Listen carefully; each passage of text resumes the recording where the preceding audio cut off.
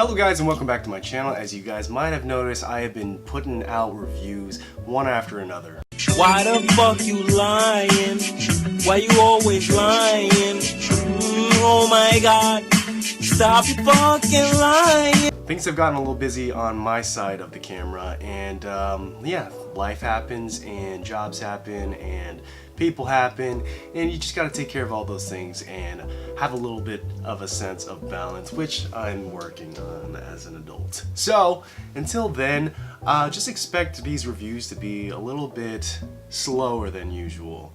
But I want to get a groove going on. I want to get on top of these things, and I want to start pushing stuff out when they actually come out. So yeah, my apologies for that, but thank you guys for keeping up with me. And yeah, so anyways, I'm talking about Captain Marvel, in case you didn't know from the title of this review. So this is a very divisive movie. The things I say, I don't say it with any bitterness. I am not anti-feminist, I am not anti-female, empowerment, I'm not anti-anything. Well, I'm anti-dairy, but like that's a kind of strained relationship because I love dairy. Shut up! Now, if you're a fan of comic book movies like I am, and just a fan of comic books, which I'll show you in just one second, as you can see, comics have been a part of my life for some time, and to say that I love comic books and to say I love the stories that they create and tell and visualize would be an understatement, because I am a sucker for a good comic. And you know, like most people, I was drawn in by the artwork. I was drawn in by just the amount of work it takes to get an idea onto the page and into a comic book form, and to get it bound and released and all of that stuff. The whole process is just simply magic to me. And so the transition to appreciating film and just that as an art form was so much easier because of comic books, because that transition is exactly what happens into the production of making a movie. But that does not divide me in any way from being a non-biased reviewer. I try my best to take all of that out, take all of that comic book nerd energy out of it. And I'm not saying I'm a huge comic book nerd in any way, because I know that I am not as well versed and as knowledgeable as so many others. So I know that word is like, oh, that's our word, you didn't earn it, you didn't read issue 538 and that was released in May, issued by Image Comics. Like, I'm not that deep, but I do love it. I do have an appreciation for it, and so I know that word has a lot of weight to it for certain communities. But I'm just saying, hey guys, let me into the club if you can, because I bought so much of the stuff, man, and it's expensive. Going into this review, I don't want to touch on the kind of controversies that have been coming out because of the star. Like I said earlier, it's not important about this movie. I'm all about seeing a finished product and judging it based on what it showed me. So what did this movie show me? Well, this movie is a lot of fun. This movie is a lot of fun, and there are so many cool things that this movie could have gone into in terms of direction, and I think it did. But the thing about this movie is it feels like it doesn't have any personality, and I think that's strongly due to our main character, Brie Larson's Captain Marvel. A lot of the times I felt like they didn't know what to do with this character. They didn't know what kind of personality to give her. So people would tell her in the movie what kind of character she was, but at no point did I believe what they said about her was true about herself, because she never showed it. And this was a hard case of show don't tell, where people were telling, hey, you're so snarky and you have so much attitude and you have so much emotion, you need to restrain that. And I was like, no, we need to see that. I want to see that. I want to see her act. I want to see her be sad. I want to see her be happy. I want her face to show us that she is feeling these emotions. I don't want you to tell me, Jude Law, with your beautiful eyes. Captain Marvel's character is a little bit hollow at times, and you feel like she wants to emote. You feel like there's some restraint there though, and you feel like there's something holding her back, and we don't know if it's the director, we don't know if it's the writing, but I would say in this case that the writing for her is just not great. It's like they give her character slogans to say on higher, further, faster, or whatever, and it's just everything she says feels like there's just no character to it. There's no personality, and the times that she's supposed to be snarky, it just feels so out of place, and it doesn't feel like something that's natural out of her character, because she just turns it off. She'll just go, you know, blah blah blah, what took you so long? And then she just goes deadpan, like dead. And you're just like, what was that? Like, can we see her again? Like, I want to see her, and I want to know why she's like that. I want to know, like, is she emoting that way? Is she snarky? Is she sarcastic because she's trying to hide some kind of insecurity that she has about herself? Like, what is this character? Who is she?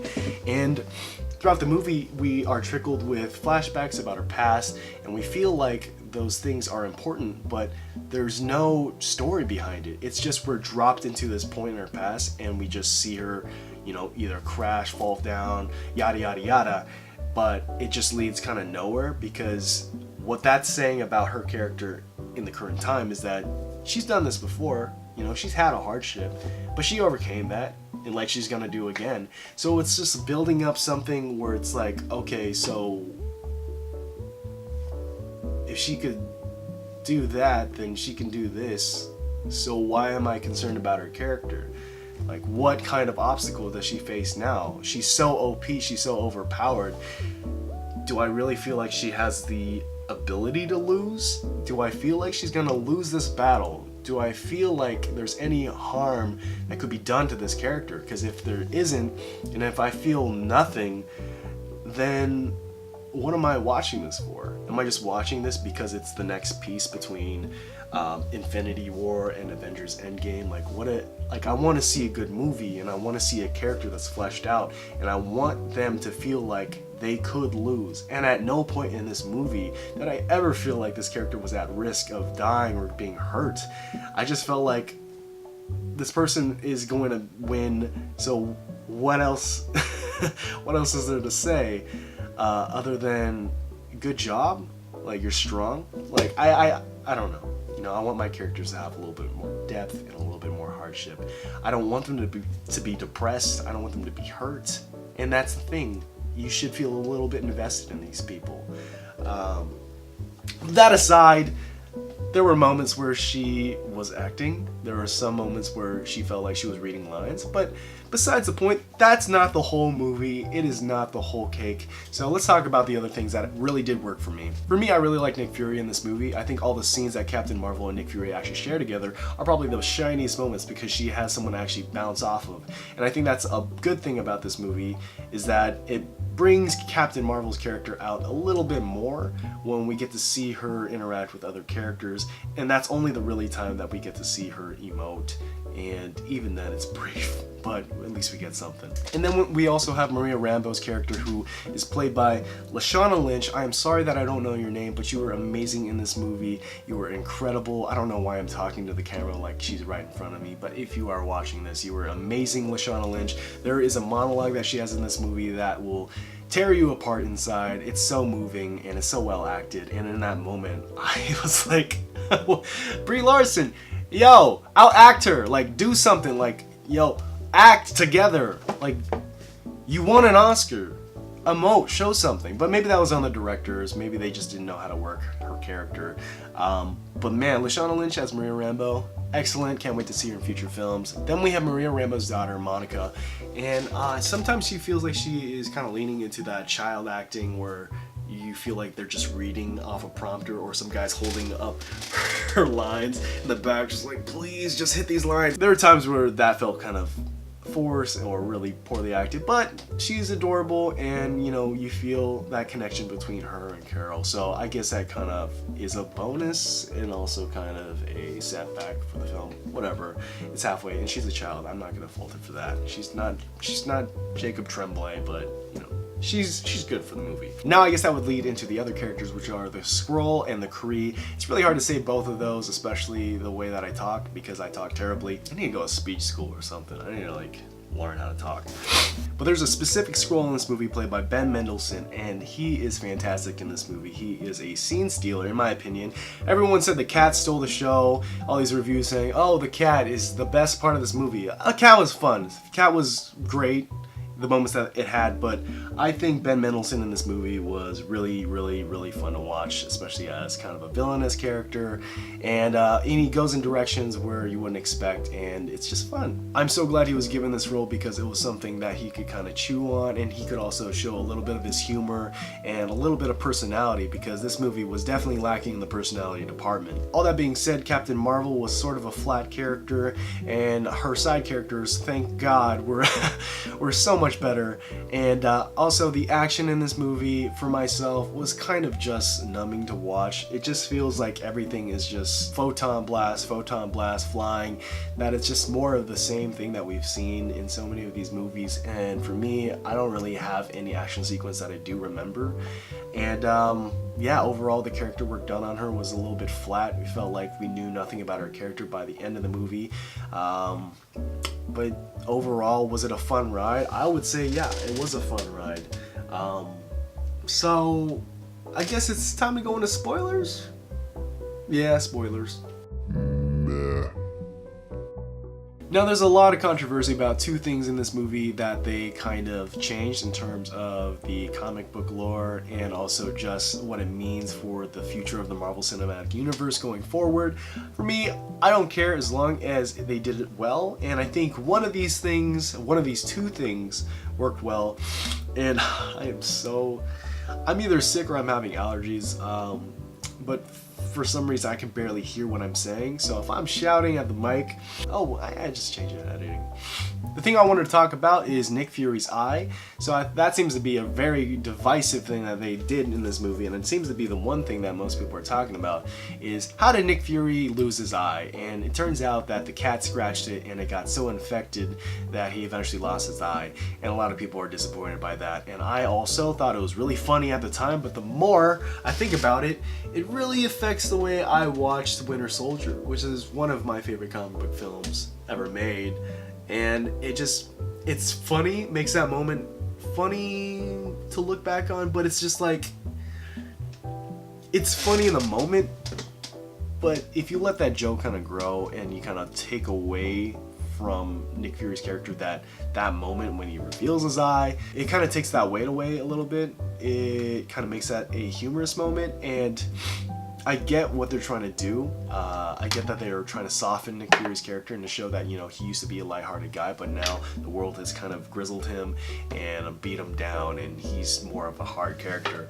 And that's great because, not everyone starts off hard and badass. They come from somewhere. And I think that's what the movie really did well. But when it comes to elements that are going to carry over into other films, I think especially for Winter Soldier, it kind of weakens that moment a little bit. But am I gonna fault the movie for that? No, because it's about something and how it ties into the whole thing. So I guess in terms of just this movie, it didn't really affect me too much. I thought it was funny. I laughed.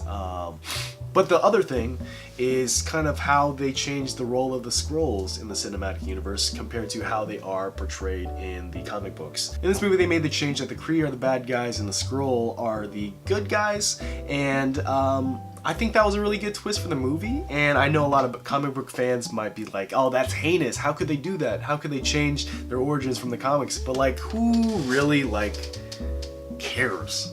Besides people who are so married to the comics, you still have the comics, and you have the movies.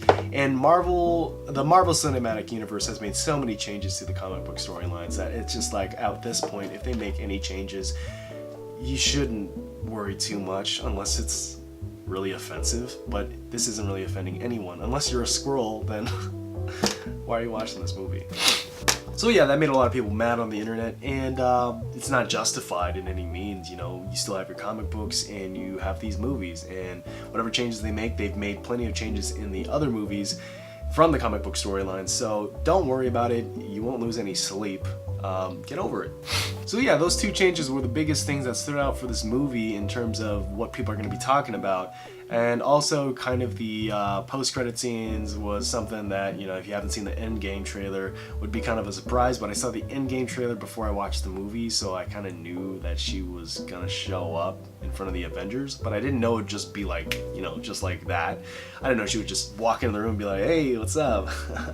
I brought casserole. I didn't think it would just be so there it is. But that's how it was, and I thought it was really cool. I hope that she interacts well with the other Avengers. That's so funny to say for some reason. It's like I'm talking about my child. Like, play well, play nice with the others. But at this time, I've been so invested in these characters, it's like giving off one of my children. Just remember, guys, she doesn't know how to emote, so teach her how to have a personality. Okay? Yeah, no knock on Brie Larson as an actress. Just the character. That's a joke. It's a joke, guys.